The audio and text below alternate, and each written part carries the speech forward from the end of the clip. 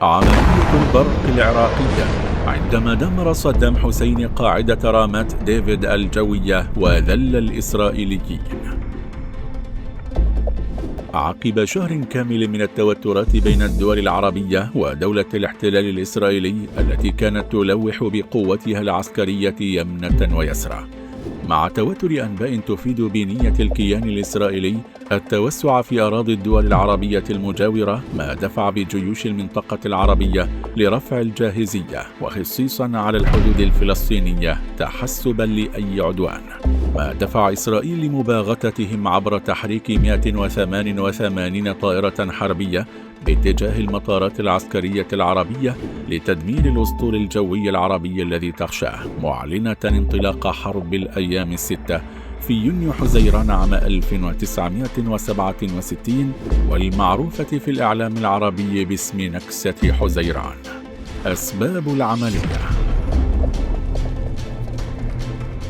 بعد ظهر الخامس من حزيران عام 1967 شن سرب من طائرات الاحتلال الإسرائيلي غارات حربية استهدفت قاعدة الوليد الجوية المعروفة بالرمز H3 بالقرب من مدينة الرطبة على الحدود الأردنية. أدت تلك الغارات خلال نصف ساعة فقط إلى تدمير 11 طائرة عراقية وتدمير برج المراقبة والتوجيه ومنظومات الرادار والدفاع الجوي. وعند انتهاء الغارات مباشرة أمر الرئيس العراقي الراحل صدام حسين قيادة القوة الجوية العراقية بتنفيذ ضربات قاسية تشل جميع مطارات إسرائيل وعتادها الجوي. التخطيط للعملية. أصدر قائد القوة الجوية العراقية حينذاك اللواء جسام محمد قرارا لأمر قاعدة الحبانية الجوية حميد شعبان يقتضي الرد خلال 24 ساعة بعملية جوية مدمرة، وكان اسم العملية مبهما ولكن سميت وقتها بعملية البرق وفق ما وصفت وسائل الإعلام الأمريكية لها. خطط للعملية بمهاجمة 5 قواعد جوية إسرائيلية في بادئ الأمر، ولكن فيما بعد قررت القيادة العسكرية بأن العملية ستكون مقتصرة على مهاجمة وتدمير قاعدة جوية واحدة، وهي قاعدة رامات ديفيد الجوية الإسرائيلية، والتي تقع في شمال الأراضي الفلسطينية المحتلة بالقرب من محافظة جنين. لماذا قاعدة رامات ديفيد؟ في تلك الحقبة كانت إسرائيل مقسمة وقتها ل3 مناطق عسكرية فيها 6 قواعد جوية رئيسية تقع إحداهن في الشمال و2 في الوسط و3 في الجنوب.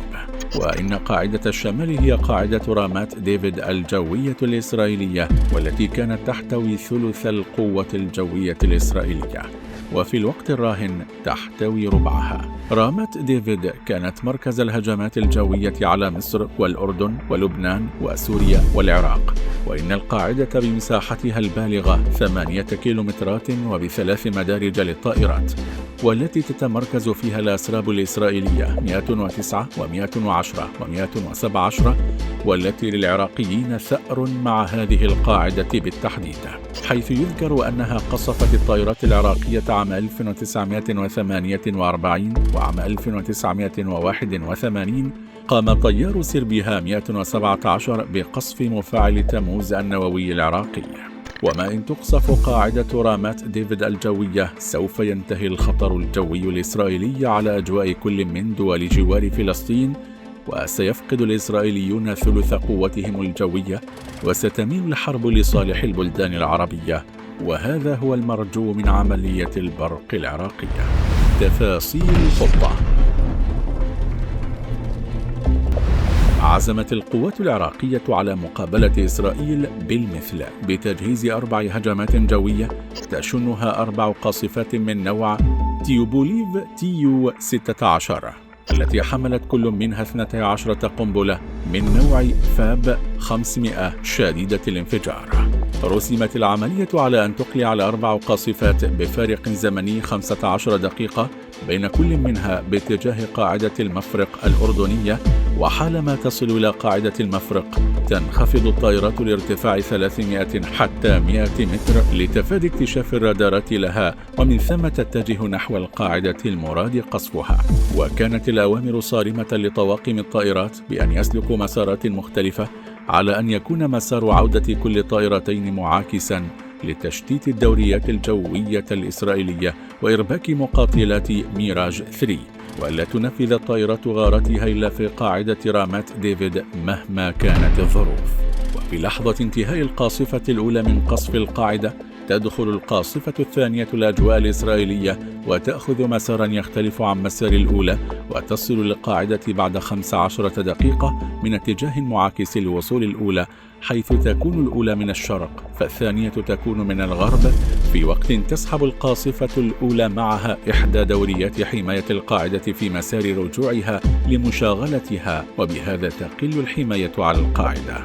وإن انتهاء الإنذار من أي غارة يحتاج بين 15 إلى 30 دقيقة، لهذا ستبقى الطائرات الجاثمة على أرض القاعدة طول زمن الهجمات، والتي تكون كل ربع ساعة، وستبقى دوريات الحماية الجوية بلا إسناد أو وقود أو إعادة تسليح، فتكون الأجواء خلال تلك العملية حكرا للطائرات العراقية.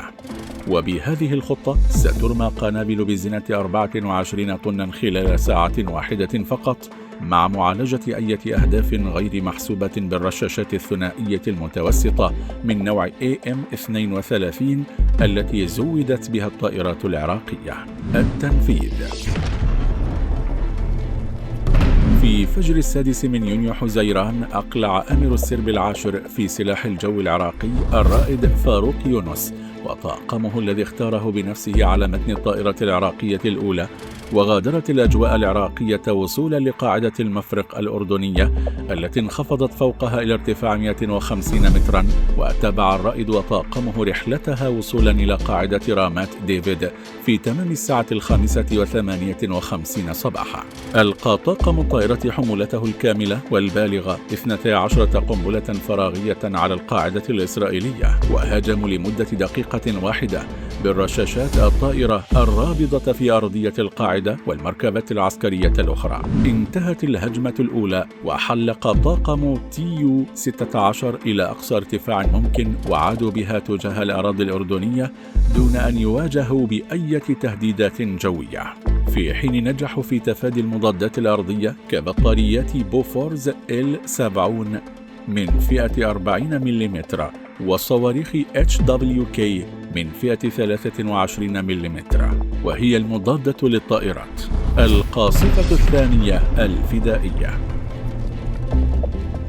بدت الخطة ناجحة للغاية، وعلى غرار القاصفة الأولى وصلت القاصفة الثانية بقيادة الرائد في سلاح الجو العراقي حسين المحمد إلى أجواء قاعدة المفرق، محلقة بعدها في أدنى ارتفاع لها، واتجهت حسب الخطة إلى شمال مدينة طول كرم ومنها لشمال نتانيا وصولا للبحر الأبيض المتوسط، متجهة نحو الشمال بموازاة الساحل، ولتستمر بالطيران حتى منطقة حابونيم، وبالتفاتة صعبة غيرت القاصفة اتجاهها نحو الشمال الشرقي باتجاه قاعدة رامات ديفيد الجوية، وخلال مسارها واجهت القاصفة طائرتي ميراج 3 CJ إذ حاولت الاقتراب منها، لكن تم معالجة الموقف بالرشاشين الأول والثالث وأصابوهما الاثنتين. لعب رشاش القاصفة AM-32 السوفيتي الدور الأبرز في تلك المواجهة، فلكون مداه الفعال يصل إلى 900 متر، بينما رشاش الميراج هو ديفا من فئة 30 ملم الفرنسي ومداه الفعال فقط 600 متر، فقد كانت الغلبة للطائرة العراقية في تلك المعركة الجوية. أطلقت طائرة الميراج صواريخ جو من نوع شافرير MK1 الإسرائيلية على القاصفة، فلم يصبها أي منها. وقد وصلت القاصفة إلى قاعدة رامات ديفيد من الجنوب، وعند التفافها مرت بمدينة مجدال هعيمق القريبة للقاعدة، فواجهت طائرتي دورية حماية القاعدة فعالجتهما بسرعة بالرشاشات وأسقطت إحداهما وبدأت الهجوم على القاعدة. أسقطت القاصفة 12 قنبلة بزنة كلية 6.4 طن على المدارج وعلى مركز القيادة، مع معالجة الأفراد والطائرات الجاثمة بأسلحتها.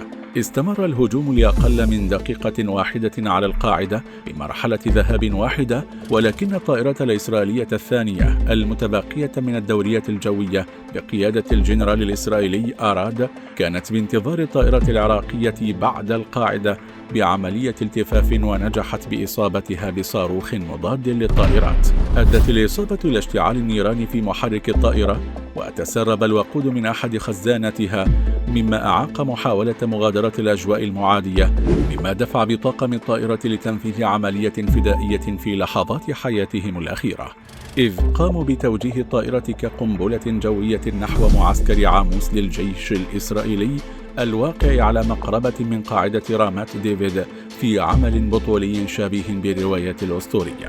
عند الساعة 6:59 بتوقيت العاصمة بغداد، انتهت رحلة 6 من أمهر وأشجع الطيارين في الجيش العراقي بعد عملية أجبرت سلاح الجو الإسرائيلي في تلك الحرب على تغيير استراتيجيته والانتقال من خطط الهجوم على الجيوش العربية إلى خطط الدفاع والحماية عن المعسكرات والمطارات الإسرائيلية. وقبل أن تدخل القاصفة الثالثة أجواء إسرائيل، تلقت أوامر مفاجئة من القيادة العسكرية بإلغاء العملية والعودة برفقة القاصفة الرابعة إلى العراق، حيث لم يعد بمقدور العراق المقامرة في حياة بقية الطواقم، وقد تنبهت إسرائيل للخطة قبل أن تنتهي. نتائجها: أحدثت عملية البرق تغييرا جذريا في معادلة الحرب الجوية إبان حرب عام 1967، الأمر الذي قلل من خسائر الجيوش العربية حينها، إلى جانب مقتل 44 جنديا إسرائيليا وإسقاط طائرة اعتراض لواحدة من الجيش الإسرائيلي، وإصابة 2 وإعطاب أكثر من 30 طائرة في قاعدة رامات ديفيد التي تعطلت بشكل كامل بعد أن كانت مكلفة بتأمين الغطاء الجوي للجبهة الشمالية لإسرائيل. وأنت عزيزي المشاهد، هل كنت تعلم بعملية البرق التي تخفي تفاصيلها إسرائيل حتى اليوم؟ وما رأيك بالعمل الفدائي لطاقم القاصفة الثانية؟ وفي نهاية حلقتنا مشاهدينا الكرام، إذا أعجبكم الفيديو لا تنسوا دعمنا بالضغط على زر لايك والاشتراك في القناة وتفعيل زر التنبيهات ليصلكم جديدنا إن شاء الله.